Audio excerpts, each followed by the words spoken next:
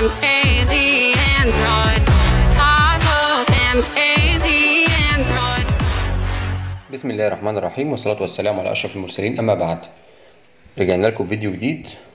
الفيديو اللي فات اوعى يفوتك، عشان ده من أكتر تطبيقات بالنسبة للقناة المشفرة اللي بشوفها لها الأفضلية.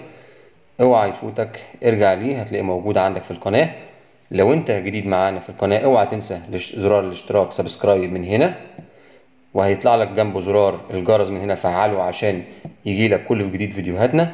وما تنساش اللايك على الفيديو والشير، يبقى كتر ألف خيرك. الناس المحترمين أصحاب التعليقات الحلوة بشكرهم على السريع: أستاذ أحمد جريسي، أستاذ أحمد حامد، أستاذ أحمد مجدي، أستاذ محمد ميسر، أستاذ إسلام فوكس، أستاذ بشار محمد، أستاذ حليم علي، أستاذ معلوماتك، أستاذ حسن الجزار، أستاذ محمد فوزي، أستاذ يوسف مجدي، محمود رضا، لودوليسي دا مول. انا اسف، انا وحش في الفرنساوي، فانا بتاسف لك جدا، انت على دماغي ونورتيني بجد. استاذ ابو ادم، استاذ وديع احمد، استاذ عماد حواس، استاذ وليد ابو همور، استاذ ابراهيم محمد، استاذ محمد صابر، استاذ عبد العليم محمد، استاذ مؤمن، استاذ احمد علي، استاذ علي جابر، واستاذ حسام مطر. انتوا كلكم على دماغي. استاذ اشرف تاجر، انتوا كلكم على دماغي والله، ما اتحرمش منكم. النهارده بأمر ربنا كل الناس كانت بتسألني ايه لوحة المفاتيح اللي بتنصحنا بيها، ايه احسن لوحة مفاتيح انت شايف ان هي كويسة. حبيتها اقدم لكم تجربة انا بقالي النهاردة 3 سنين ماشي فيها، اللي هي لوحة المفاتيح اللي انا بستعملها. لوحة المفاتيح دي اعجازية، دي اقل كلمة اقدر اقولها عليها.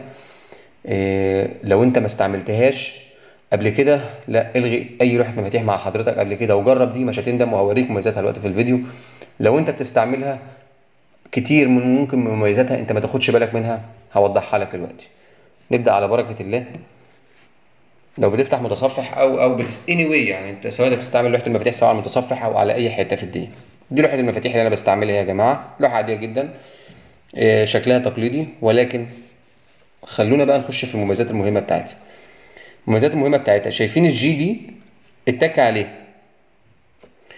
اول واحده اللي هي دي، اول خيار اللي هو ده لو انت حابب ان لوحة المفاتيح بتاعتك تبقى عايمة كده، ما تبقاش ثابتة في مكان العقيم بتاعها اللي هو ثابت تحت. لا، انت محتاجها تطلع فوق، محتاج تطلع في الجنب، في اليمين، في اي حتة انت ماسكها وبتتحكم فيها.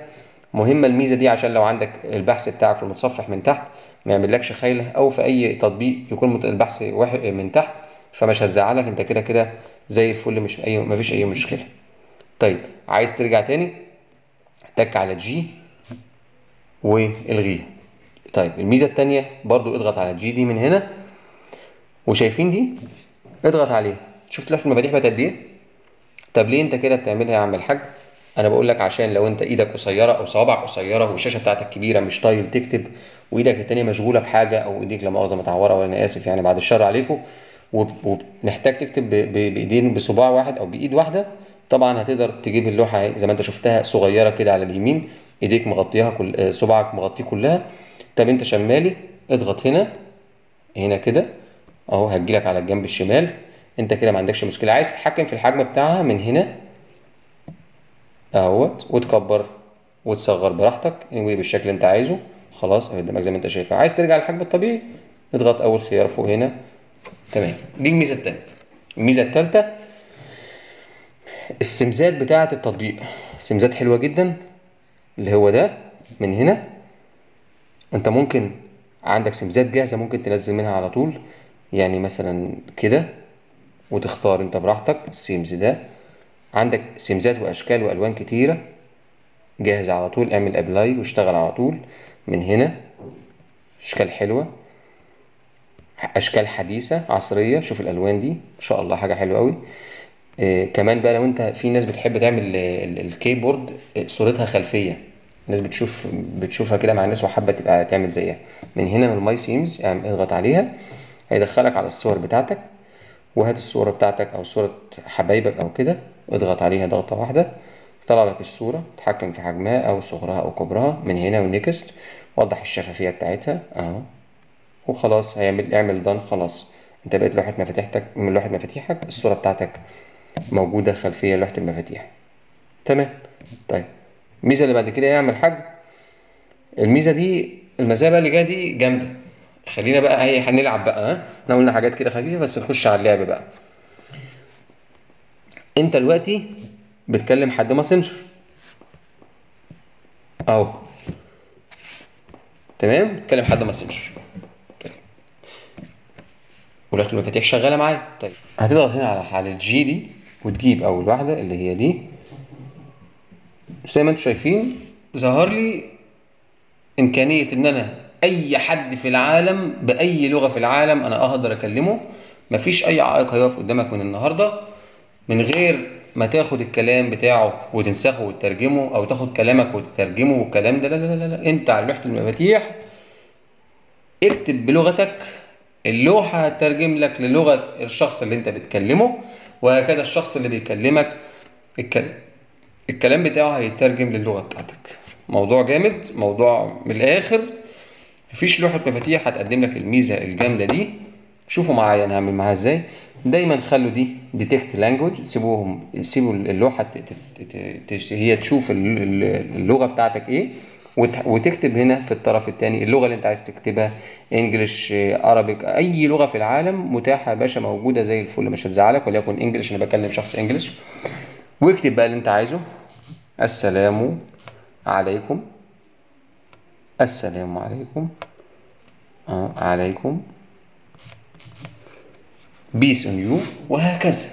تك، ابعت تاني. جي اهوت، اخبارك ايه، هاو ار يو، ابعت. جميل. ترجم ولا تنسخ ولا تاخد كوبي ولا الكلام ده، زي الفل. الشخص التاني بيكلمك، هو طبعا بيكلمك باللغه الانجليزيه بتاعته.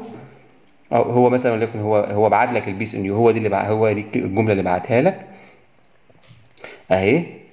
طبعا انت عايز ترجمها بقى لغتك انت بقى ومش عارف هو بعت لك ايه، تخليها عربي وتسيبها ديتكت انجل لانجوج زي ما هي دي.